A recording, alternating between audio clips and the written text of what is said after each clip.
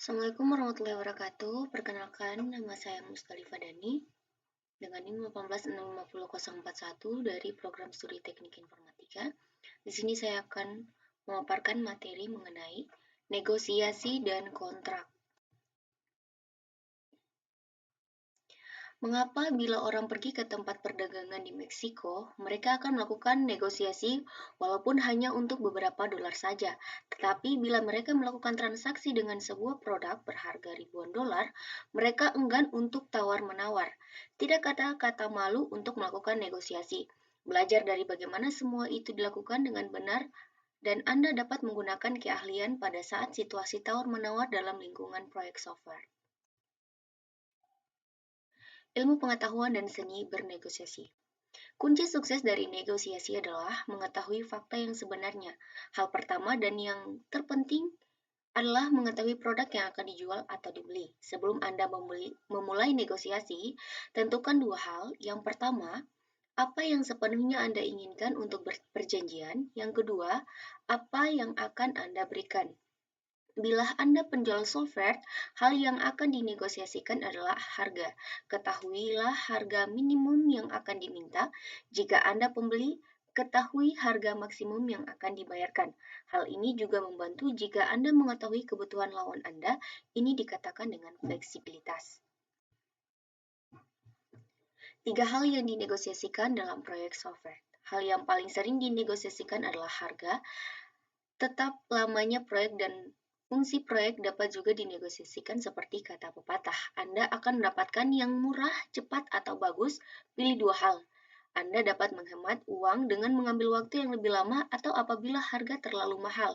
Perhitungkan menawar dengan kelengkapan yang lebih sedikit. Anda memperoleh apa yang Anda bayar. Jika Anda membeli produk, berhati-hatilah dengan tawar-menawar tim proyek yang terlalu rendah atau menerima tawaran murah yang tidak biasanya.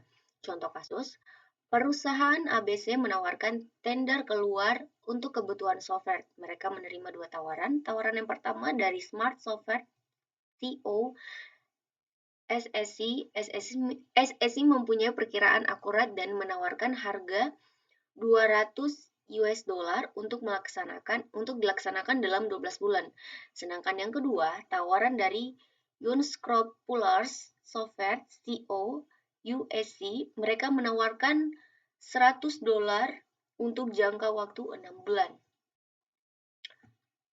Kontrak. Kontrak untuk produk software mengharuskan tim proyek untuk menyediakan pengirim khusus, seperti tanggal yang pasti untuk berbagai macam pemberian upah, kecuali proyek ini dilaksanakan pada dasar formal dalam organisasi eksternal, khususnya dalam dokumen kontrak yang tidak ingin dituliskan.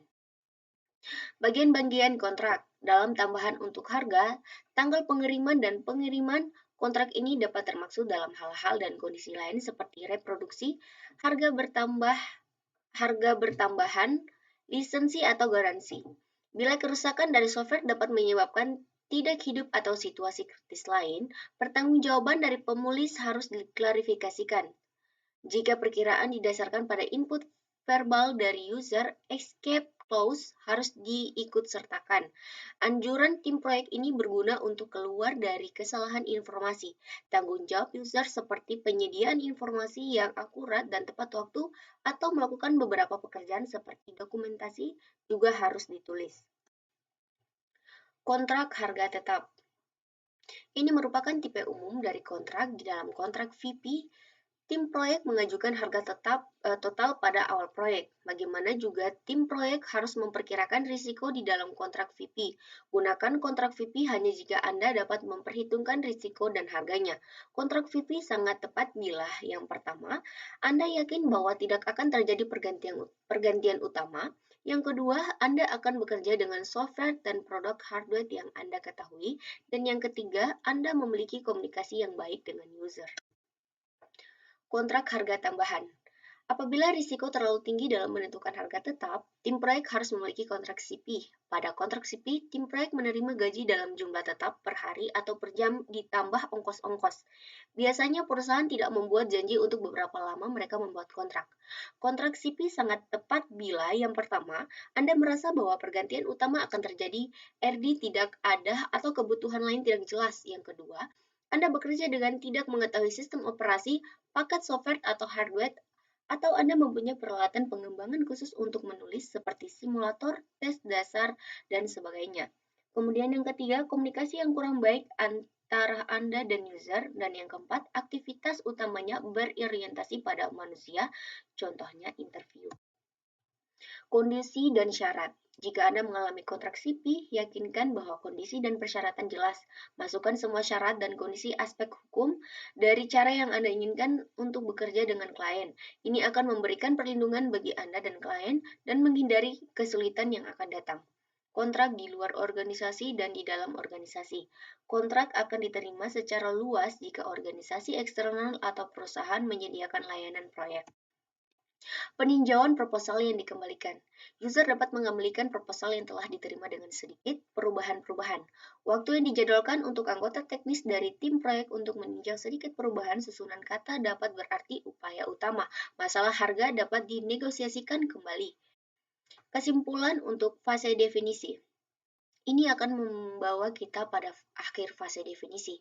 Mari kita mengulang kejadian penting yang pernah dicapai. Ingat kembali kejadian penting yang digunakan untuk merencanakan proyek dan mengontrol kemajuan proyek. Yang pertama, dokumen kebutuhan RD yang lengkap dan telah disetujui oleh kedua belah pihak yaitu tim proyek dan user. Kedua, dokumen proposal dapat digunakan untuk analisis atau seluruh pengembangan yang dilengkapi dengan dan dibeli oleh user.